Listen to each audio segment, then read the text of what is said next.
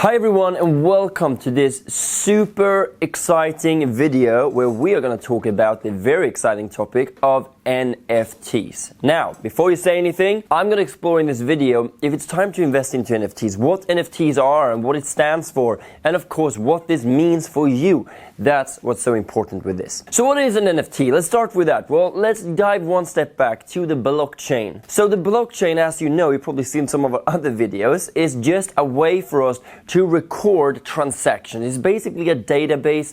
Just imagine the internet and imagine everything we're doing, but just everything will go so much faster. Everything is 2.0. So NFTs is non-fungible tokens. And what does this really mean? It's really ownership that is tracked on the blockchain. So non-fungible tokens is something you cannot really divide, right? It's unique. So if I say, all right, so if I put, one Bitcoin on the blockchain, is that an NFT, Dennis? The answer is no, because one Bitcoin is the same value as another Bitcoin. So the usual things with the NFTs is that you can program value to them as well. Let me ask you this. If I have a painting, let's, for example, say Mona Lisa, does that have the same value as if I have another Mona Lisa? Answer is probably no. If I have a property, does that equal the exact same value as another property?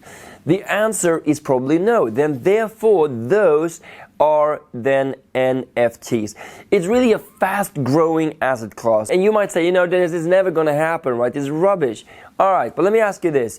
We actually had some NFTs and I can tell you one here with Jack Dorsey, his first tweet ever. So Jack Dorsey is the founder of Twitter. So he thought, it's a great idea, a bit creative as well. So he actually made an NFT, which is basically a picture, right, of his first tweet ever. What that means is that no one else can do it, right? No one else can have his first tweet.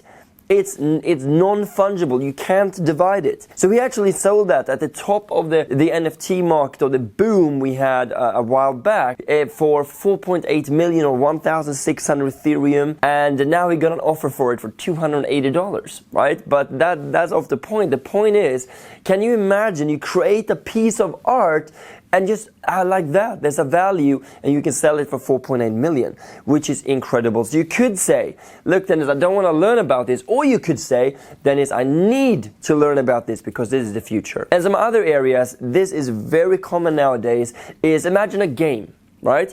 And in the game, you can buy swords, shields, you can buy houses, and all those might be unique. Therefore, they can be an NFT as well. And now, the big companies are getting involved. We are seeing companies such as, you name it, but Prada, Gucci, they are creating their collections because a pair of shoes can be unique, right? Those shoes are only going to be like that limited edition stuff, right? And there can only maybe be 100 of these shoes. They're unique, and all those 100 have the same value, but they're an NFT. And for artists, they can do that as well, right? We can have all the famous painters, they can do this on the blockchain instead. If you, by the way, want to put this on the blockchain, you can as well. I'm going to tell you how in just a moment. But the cool thing with this is that it's on the blockchain, it's all traceable and all trackable. So you could say, but hold on a moment, Dennis, if I paint Mona Lisa, I put it there, can I then sell it? Can I just fake it so it's that? And the answer is no. And the reason for that is because it's traceable, right? The blockchain is public. So whoever created it, it needs to be the Louvre maybe, right? Or that sells it because they own it there now. So if it says that the seller is the verified party, then yes, then it's a value. But if it says it's you who's selling the Mona Lisa, probably not. So you can always go back to the source. So how does this work? Well, if I, for example, have a property, what I can do is I can divide this property into 100,000 pieces, where every single piece of this represents a value of the property. So what happens then is that, let's imagine I bought it for $1 million. It's $1 million is the property of the house, and I then divide this into 100 or 1 million pieces. So every single one of these NFTs represents $1 or 1% of the value of the property. And that's non-fungible. You cannot change it. But other thing that's really good about this, if, for example, someone creates an NFT of a piece of art, what happens today? If I buy the piece of art, just do it normally, and then I sell it to someone else, the painter doesn't get anything for it. But with the blockchain, you can actually program the NFT. So if I sell the painting, they get a royalty for it.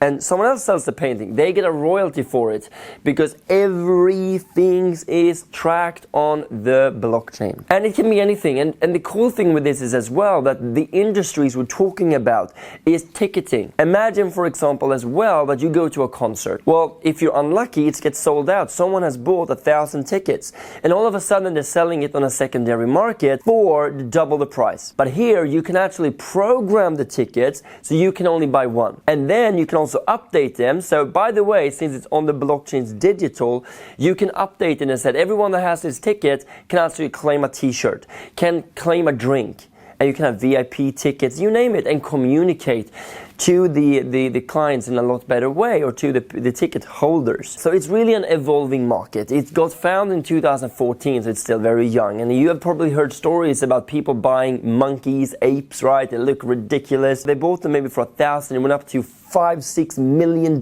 It's ridiculous. But let me tell you this now, should you just go and buy them now then? And the answer is no, because what's happening is that the market now, since the peak, has now dropped down, the NFT market, 97-98%. 97-98%. So if you bought something for $1,000 and now worth maybe 10, right? It's down the toilet because it's such a new market. It's still evolving. So the best thing to do is to really do your research on this. Make sure there's a use case behind them. And just to give you another example here before we wrap this video up, you can buy virtual land. If you haven't seen the movie Ready Player One, go and watch it, because that could be the future here. So if you look at, you can buy virtual land. Sandbox is actually one of the biggest ones. And what they've done, big companies, right, Google, and they are getting involved. They're buying land to do advertisement on there. And you could buy a piece of land on the blockchain, right? It's for $15,000. And now you can buy one for $1,000. So it's really fallen in value. But the question is this the future? Is it not the future? We don't know, of course, but it's such a young industry. And I for sure believe, and we believe, that this will be a huge part of the future. Just imagine, you can now invest in properties in such a more easy way. And I don't know about you, but you don't need to pay $10,000 or $1,000 or $2,000 to apply for a mortgage. Instead, you can crowdfund it with NFTs instead, in a secure way that is traceable on the blockchain. So everything you cannot divide that has a value attached to it can be created into NFTs. So I hope you learned a few things in this video here, and I hope you also got a good understanding for what NFTs can be used for, and of course what it is. And if you enjoy this video, make sure you comment below and just write if you want us to record any other content, subscribe to the channel, like the video, and we would love to support you in your growth in the crypto world. But you do need to ask you this: is it time to learn more about this market that is evolving and is probably going to continue to evolve over the next years? Or are you going to watch it from the sidelines? We are here to support you. So with that being said, I hope you enjoyed this video, and I cannot wait to see you in the next.